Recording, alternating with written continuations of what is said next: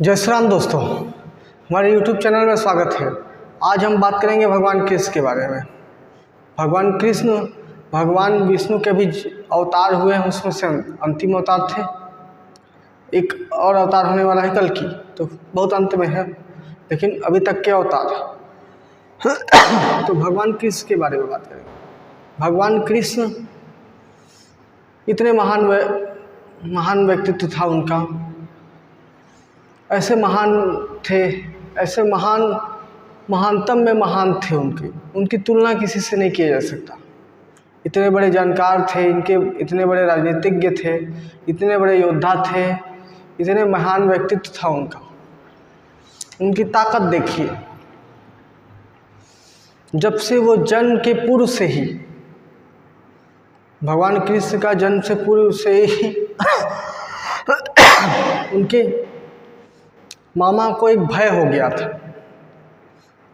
कि उनकी माता से गर्भ से भगवान विष्णु के अवतार होंगे। तब से वो भय से जी रहा था।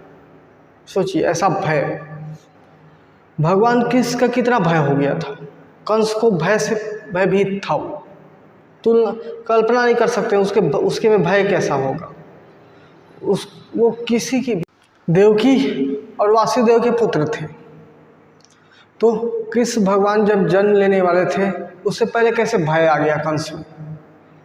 ऐसा भय आ गया कि वो उनके एक पुत्र को भी नहीं बख्श रहा था। देवकी और वासुदेव के एक पुत्र को भी नहीं बख्श रहा था, वो हर की हत्या करते जा रहा था।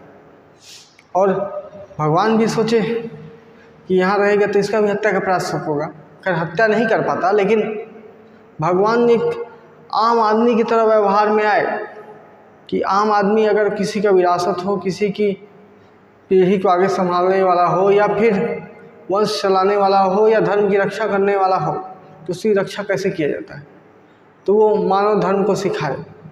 उसको गोकुल ले गए, उसको नंदराज और माता यशोदा ने पाला।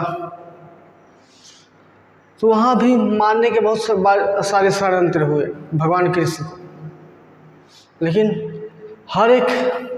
हर एक मौत में, पुतना का मौत हो गया, या राक्षसी का मौत हो गया, या नागराज का मौत हो गया, सब में एक भय का वातावरण बना दिए थे।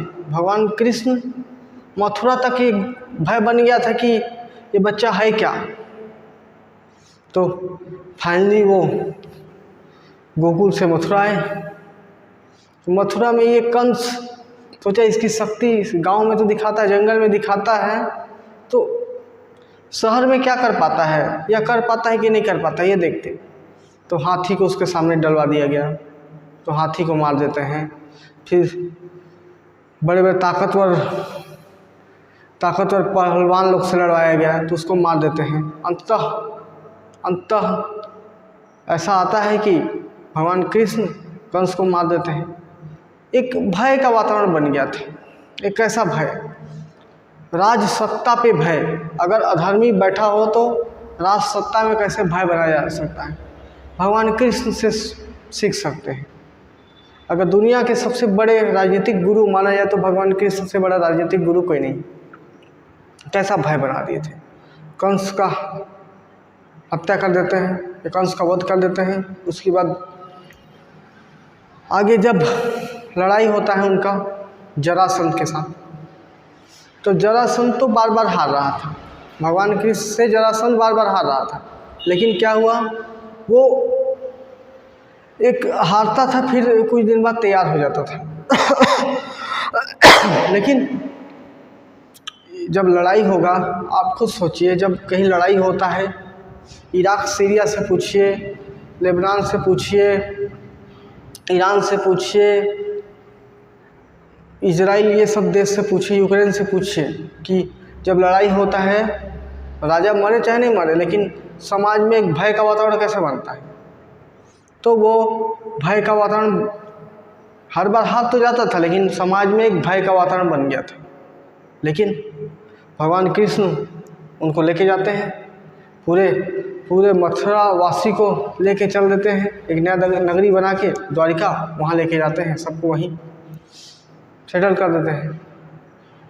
लेकिन अब एक राजनीतिक परिवेश है ना, आपको आपसी संबंध रखना है, तो कैसा रखना है, क्या रखना है, सारे प्रस्ताव सभी से भेजते थे।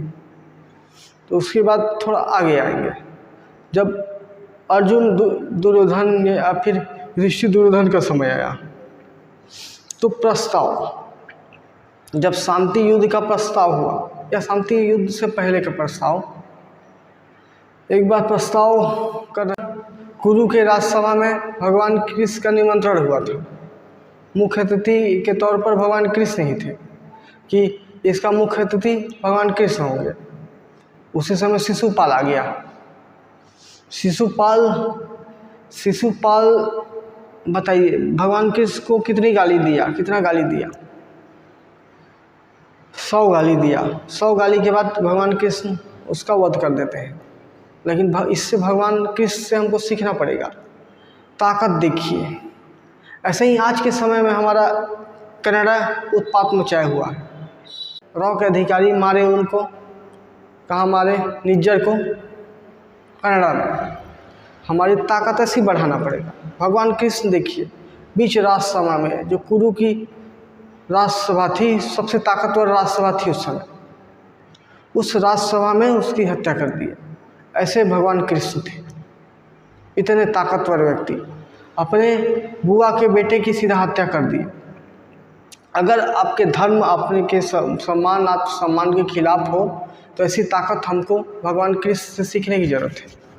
भगवान कृष्ण को एक आदर्श समझ के उनके सीखने का प्रयास करना है कि अधर्म अन्याय बहुत हावी हो जाएगा, तो हमको ऐसी शक्ति का प्रयोग करना चाहिए और ऐसी शक्ति लाना पड़ेगा। हमको प्रयास करना पड़ेगा कि हमारे विरोध में कोई खड़ा कैसे होता है, खड़ा कैसे हो जाता है।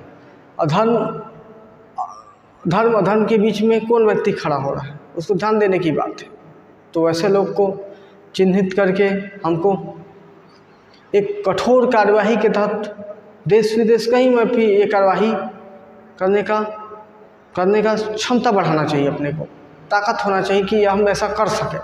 तो भगवान कृष्ण सोचिए कितने ताकतवर व्यक्ति थे। किसी के राज्यसभा में जाकर वो हत्या कर देते थे या हत्या करवा देते थे। आज के डेट में, अभी के डेट में इतना ताकतवर राजा या इतना ताकतवर लीडर तो कोई नहीं है धरती में, जो अपने राज्यसभा में या किसी दूसरे के राज्यसभा में जाकर किसी की हत्या करवा दे। तो भगवान कृष्ण हमारे आदर्श हैं। ऐसे व्यक्तित्व हैं जिनकी ताकत को हम अध्ययन कर लें जीवन में, वही पर्याप्त है हमारे लिए। ऐसी भयानक शक्ति, ऐसी अद्भुत शक्ति, अदम्य साहस, जिसकी कल्पना करना भी मानव मात्र के लिए संभव नहीं है। तो ऐसी शक्ति जब भारत उत्पन्न करेगा, ऐसी शक्ति रखेगा, तो कोई देश का कोई भी सभा कक्ष या लोकसभा, विधानसभा, जो भी सभा हो, पार्लियामेंट हाउस या फिर लेजिस्लेचर, ये सब उससे भयभीत रहेंगे। किस व्यक्ति के खिलाफ, उस देश के खिलाफ ऐसे नियम ना बनाए जाए, उसके खिलाफ ऐसे कानून ना बनाए जाए। एक भय का वातावरण दुनिया में बनाना चाहिए। भारत को ऐसा करना चाहिए कि कैसे इसके खिलाफ ऐसे नियम बन सकते हैं। तो ये हमको भगवान कृष्ण के जीवन से अध्ययन करना चाहिए कि भगवान कृष्ण ऐसे व्यक्तित्व थे जो उस धरती में उस समय सारे वातावरण को, सारे समाज को एक नेतृत्व करने की भूमिका निभाए, और एक ऐसा लीडर जो हमको कलयुग तक के समय में भी हमको प्रेरणा देता है। तो ऐसी अदम्य साहस भगवान कृष्ण की कृपा का हमें हमेशा बरसती रहे। ऐसी मनोकामना के साथ वीडियो को समाप्त करते हैं। वीडियो पसंद आए तो लाइक कीजिएगा, चैनल पर नए तो सब्सक्राइब कीजिएगा और दोस्तों को शेयर भी करिएगा। धन्यवाद दोस्तों।